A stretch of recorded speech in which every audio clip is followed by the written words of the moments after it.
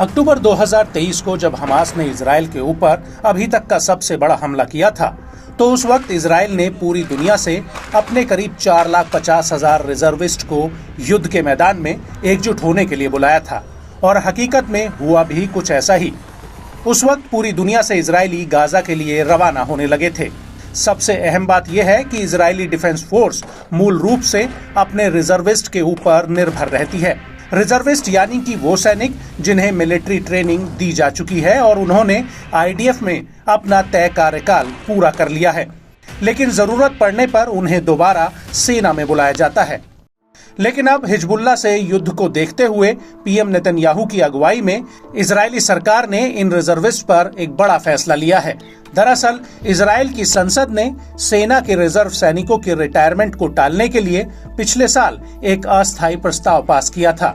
अब संसद ने इसी विधेयक की पहली रीडिंग यानी पहले वाचन को पास कर दिया है, ताकि युद्ध में ये सुनिश्चित किया जा सके कि गाजा में हमास के साथ चल रही जंग में आईडीएफ के पास पर्याप्त सैनिक हों।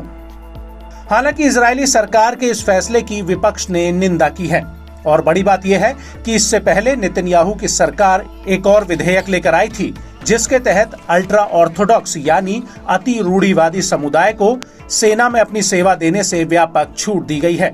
और अब इजरायली सरकार इस प्रस्ताव को संसद से पास करवाने की कवायद में लगी हुई है। और अगर ये बिल पास होता है तो आईडीएफ में हजारों संभावित सैनिकों की भर्ती पर रोक लग जाएगी। वहीं बात अगर रिटायरमेंट टालने वाले विधेयक की करें तो इस प्रस्ताव के पक्ष में 51 और विपक्ष में 47 वोट पड़े हैं।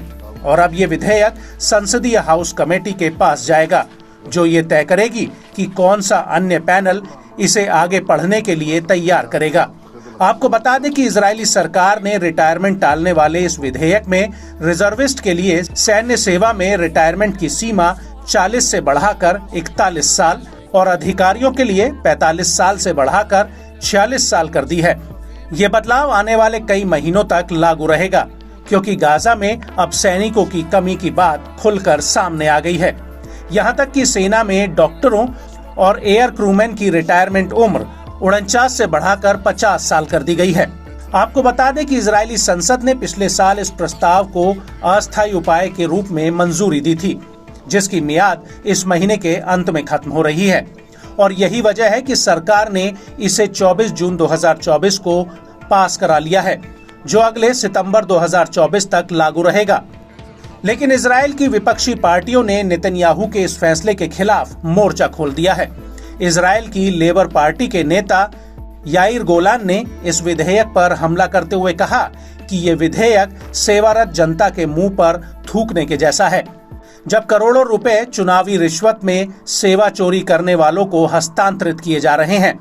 ये विधेयक उन रिजर्व सैनिकों के लिए अपमान है जो देश के लिए वीरता पूर्वक युद्ध लड़ने गए। आपका अपमान किया जा रहा है और तो और आप पूरे सेक्टर को मुक्त कर रहे हैं, और दूसरी ओर आप सेवा का बोझ उन सैनिकों पर डाल रहे हैं जो लड़ रहे हैं। इजराइल बेतनेओ पार्टी के मुखिया एमके एविगडोर लिबरमैन ने ट्वीट करके कहा कि इजरायली जनता अलग राजनीतिक नेतृत्व की हकदार है, ऐसा नेतृत्व जो उनके लिए अनुकूल हो। इस सब के बीच एक बात तो साफ है कि